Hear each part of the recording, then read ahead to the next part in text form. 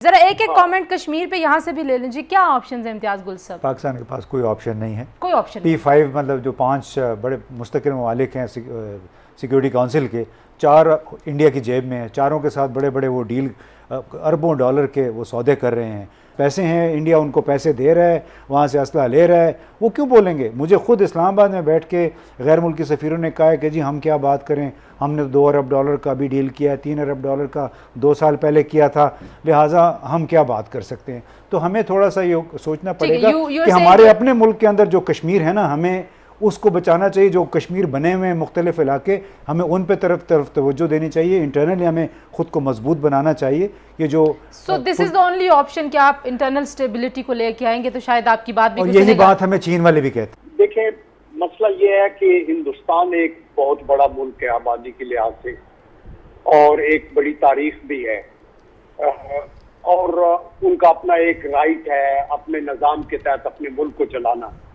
लेकिन अगर वो डिफाइंट हैं यूनाइटेड नेशन के चार्टर, यूनाइटेड नेशन के रेजोल्यूशन, जनेवा कन्वेंशन, तो फिर उससे डेफिनेटली उनकी बड़ाई या अजमत के ऊपर दाग आता है। हिंदुस्तान की तारीख ये रही है कि वो हेजिमोनिस्टिक डिजाइन के साथ वो चाहते हैं कि उनकी अजारादारी हो साउथ एशिया में, बिकॉज हिंदुस्तान एक बड़ी डाइवर्सिफाइड सोसाइटी है और उसकी स्ट्रेंथ इसी में होनी चाहिए कि आप सारे मज़ाहिब की, सारे लोगों की, सारी रियासतों की, यूनाइटेड नेशन के चार्टर की, पड़ोसियों के हकूक का ख्याल रखें। और यही रोना इंडिया के अंदर भी सेम एलिमेंट्स रो रहे हैं। अच्छा जैन साहब, I will come back to you, this is very important point. मैं इसी के ऊपर अपना अगला सवाल इम्तियाज गुल साहब आपसे करूंगी। इंडिया अभी जैसे जैन साहब कह रहे हैं कि इंडिया के अंदर भी ऐसे एलिमेंट्स हैं कि जो हिंदुत्व का जो उनका सारा एक मूवमेंट चल रही है मोदी साहब की, और जो वो कोशिशें कर रहे हैं, जो वो काम कर रहे हैं, उसके ऊपर बहुत ज़्यादा रेजिस्टेंस है। आज का भारत मुख्तलिफ लगता है आपको? नहीं, देखिए रेजिस्टेंस बिल्कुल है, यानी उसके मुज़ाहमत करने वाले, लेकिन हमें ये भी हकीकत माननी चाहिए कि वो मुज़ाहमती क़ुव्वतें, वो लिबरल इंडियंस जो हैं वो निस्बतन अक़लियत में हैं, और अगर अक़लियत में ना होते तो ये बीजेपी की सरबराही में जो कोalition है उनको 2/3 अक्सरियत ना मिलती गुज़िश्ता साल के इंतखाबात में।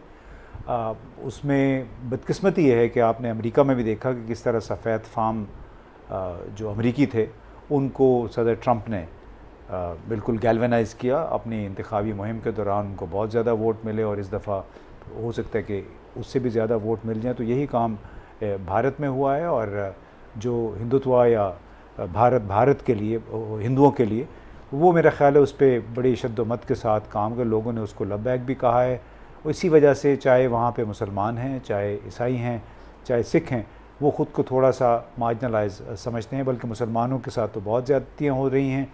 लेकिन उनका ये ख्याल है कि जो बीजेपी और आरएसएस के लोग हैं कि अगर हमने अपनी, और एक वो बाकायदा प्लान के तहत चल रहे हैं, उसमें किसी को कोई शक नहीं होना चाहिए, जो अपना उनका इंतखाबी मंशूर था उसमें उन्होंने कश्मीर के हवाले से इन इक़दामात का वादा पहले से किया हुआ था, और उस पर वो धीरे धीरे आहिस्ता आहिस्ता अमल किए चले जा रहे हैं।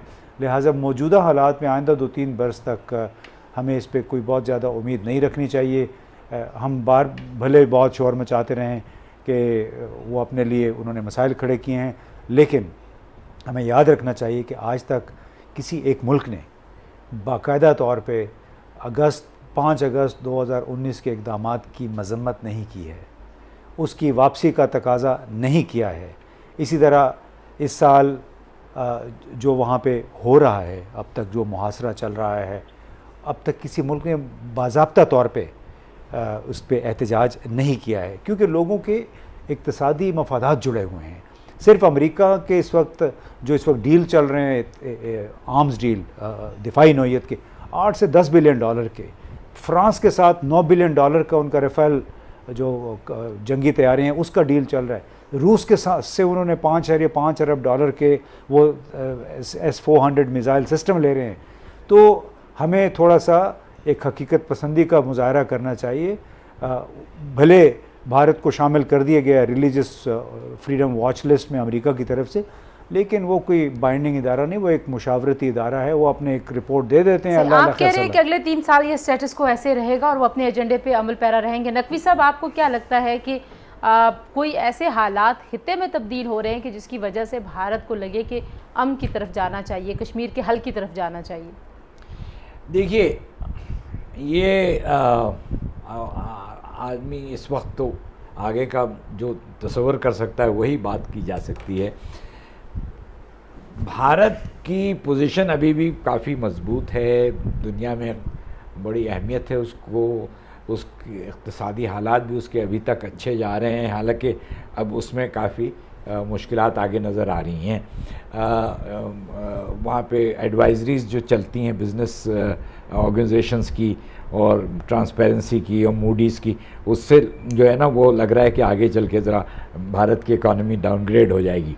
अच्छा, तो ये तो है कि उनकी अभी भी उनके ऊपर कोई प्रेशर नहीं पड़ा है। ये सही कह रहे हैं कि किसी मुल्क ने मजम्मत नहीं की अगस्त 5 की, किसी मुल्क ने उनको किसी तरह से भी उस तनकीद का निशाना नहीं बनाया। लेकिन दूसरी तरफ, और मैं उसका जिक्र करता हूँ कि भारत के रियासत का किरदार और उसकी नौयत बदल रही है। वो एक सेकुलर स्टेट से अब हिंदू राष्ट्र बन रहा है। जज साहब, ये हकीकत पसंदी से सोचने से मुराद हम क्या लें? इम्तियाज़ गुल साहब कहते हैं कि किसी ने अभी तक बाज़ाब्ता बाकायदा तौर पे नहीं कहा कि भारत ने जो गैर आइनी इकदाम किए हैं कश्मीर के स्टेटस के हवाले से वो उनको अंडू करे, उनको वापस ले। देखिए तंजीला, ये इम्तियाज़ गुल साहब ने बड़ी खूबसूरती से प्रिवेलिंग एनवायरनमेंट का अहाता किया है, वेरी रियलिस्टिकली। लेकिन द पॉइंट इज कि इस स्टेटस को तोड़ना किसने है?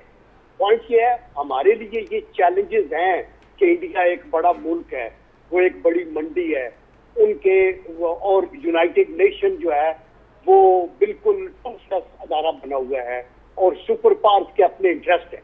नो, ये ग्राउंड रियलिटीज हैं जिनमें हमने ऑपरेट करना है।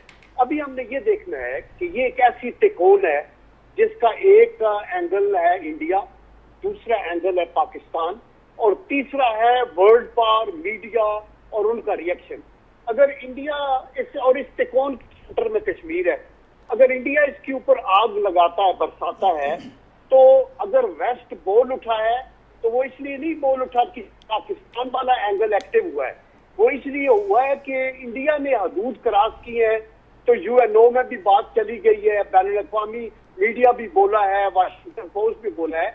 हमने ये देखना है कि हमारी लीडरशिप का चैलेंज ये है कि अंडर दीज सर्कमस्टांसेस, जब इस तरह के एडवर्स एनवायरनमेंट है, हमारी क्या प्रोएक्टिव स्ट्रैटेजी हो ताकि हम इन चैलेंजेस को न्यूट्रलाइज कर सकें। आप अगर ब्रीफली मुझे एक जुमले में बताएं कि क्या हो, मैं फिर एक कमेंट यहाँ से लेके फिर अगले टॉपिक की तरफ बढ़ूंगी। क्या प्रोएक्टिव स्ट्रेटजी हो सकती है? पाकिस्तान के पास ऑप्शंस क्या है? देखिए, पाकिस्तान को एक तो पूरी दुनिया में जो यूनाइटेड नेशन के मेंबर्स हैं उनसे इंटरैक्ट करना चाहिए, और सिर्फ ट्वीट के ऊपर या टेलीफोन पे नहीं, प्राइम मिनिस्टर को भी विजिट करना चाहिए।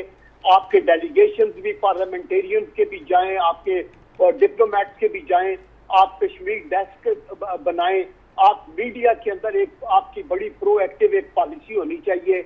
आप यूनाइटेड नेशन के अंदर अपने फ्रेंड्स सिर्फ P5 कंट्रीज के पीछे ना फिरें, जो अफ्रीका में, साउथ अमेरिका के अंदर, आपके साउथ ईस्ट एशिया में जो मेंबर्स हैं, जो यूएन के मेंबर्स हैं, उनके साथ आप अपना केस लीड करें ताकि कल तक अगर आप उधर जाएं तो आपके कोई वोटर हो, को आपके सपोर्टर हो वहां के। ठीक है, आप कह रहे हैं कि सपोर्ट आगे भी